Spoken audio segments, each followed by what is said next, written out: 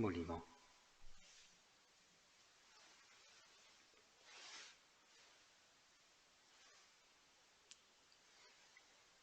Gospod naš Bog, zbrali smo se k molitvi in prosimo, daj nam jasno spoznati naše dolžnosti in podeli nam moč, da jih tudi izpolnimo. Po našem Gospodu Jezusu Kristusu, Tvojem Sinu, ki s Teboj v občestvu Svetega Duha živi in kraljuje vekomaj.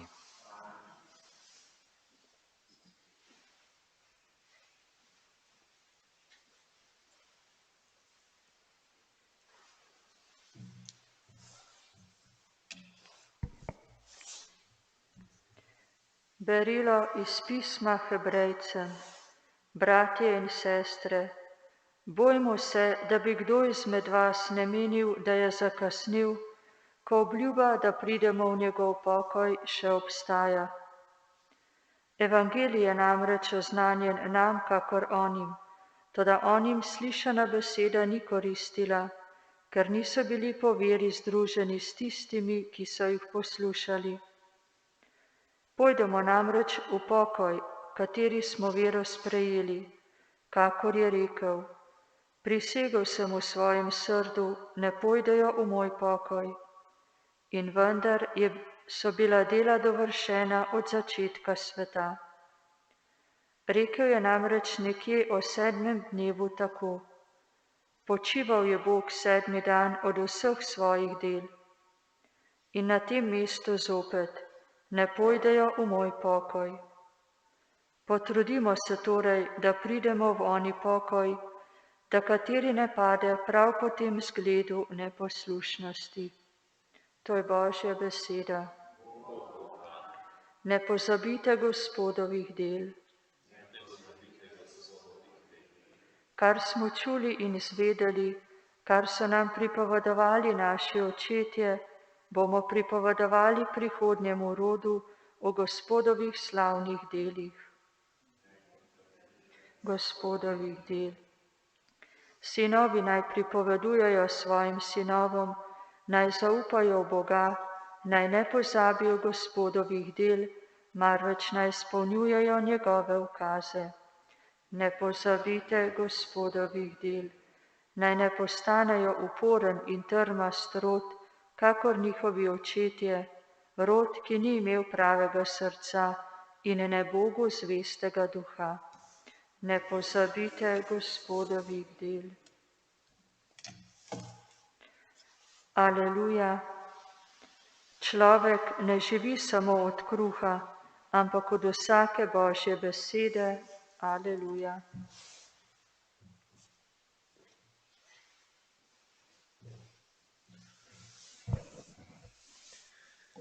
Gospod z vami. Iz Svetega Evangelija po Marku. Jezus je čez nekaj dni spet prišel v Kafarnaum in razvedelo se je, da je v hiši.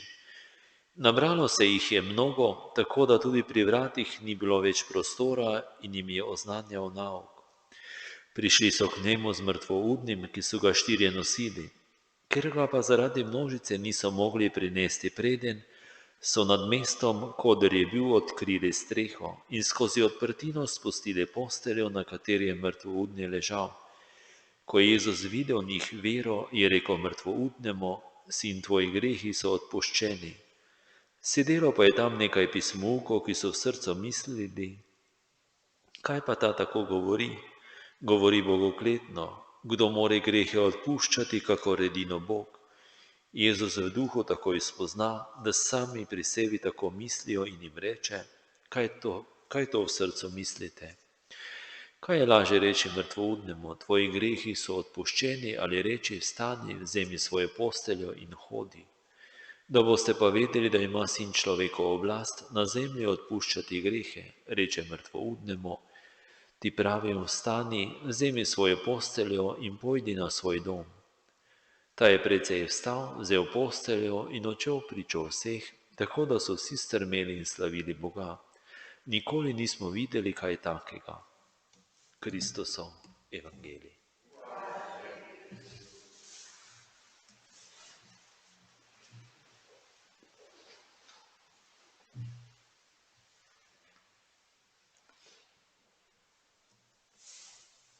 Vemo iz nauka naše vere, da stvari so precej povezane, ne? Naša omejenost, naše slabosti, naše bolezni, tudi naš konec, nekje je povezan s tem izvirnim grehom, niti ne nekje, je povezan s tem izvirnim grehom, od izvirnega greha naprej, če tako po domače rečemo, je vse narobe. Vendar poklicani smo k temu zaupanju v Boga. Prav ta naša omejenost, ne, da se naslonimo na Boga. In ne, da se skrijemo kot Adam pred Bogom. Se je skril, da bi ga ne našel. Obratno. Sploh po Jezusu Kristusu, v moči Jezusa Kristusa, je ta naša pot, ki je pred nami. Vendar ni tako enostavno. Vemo, ampak se ne naslanjamo. Se ne obračamo k Bogu v molitvi. Seveda se molimo, ne? Ampak skušnjava je precej močna. Da se zapremo vase in da začnemo razglabljati, kaj je narobe, kaj ne je narobe. Kdo nam je kaj naredil, kdo nam ni nekaj naredil, kdo je kriv, kdo ni kriv. To je bilo tipično za ta stari Izrael. Nekdo je bil bolan, je poln grehov, zato je bolan. Pa smo vsi v nek način dediči tega izvirnega greha, ki nas je oddaljil od Boga. In samo za to gre. Tipično v tem odlomku so farizeji, ki so predstavniki verskega Izraela. Se ukvarjajo s tem, kdo je Jezus, kdo ni Jezus, kako lahko odpušča grehe, kako ne odpušča grehe, kako zdravlja, kako ne ozdravlja. Smo poklicani, da odpiramo svoja srca. Zato, ker je Božja milost. Da se naslonimo na Boga. Pri vsem tem, kar je, kar delamo in živimo. Pri vsakem koraku bi lahko rekli našega vsakdanjega življenja. Da se naslonimo na Boga. Da se mu zaupamo v njegove roke. Kaj delajo Kristusove roke? Spreminjajo kruh, spreminjajo vino, postane Evharistija, sveta Evharistija, Božji kruh, Božje vino za večno življenje. Spreminjajo človeka, spreminjajo srce človeka, naredijo novega človeka. Človeka, ki hodi naprej v zaupanju v Boga in njegovo previdnost. Naša vera je šibka, jasno, da je šibka, ampak zelo lepo v tem odlomku Evangelija. Tega hromega prinesejo drugi. Sam ne more priti. Je tudi šibak.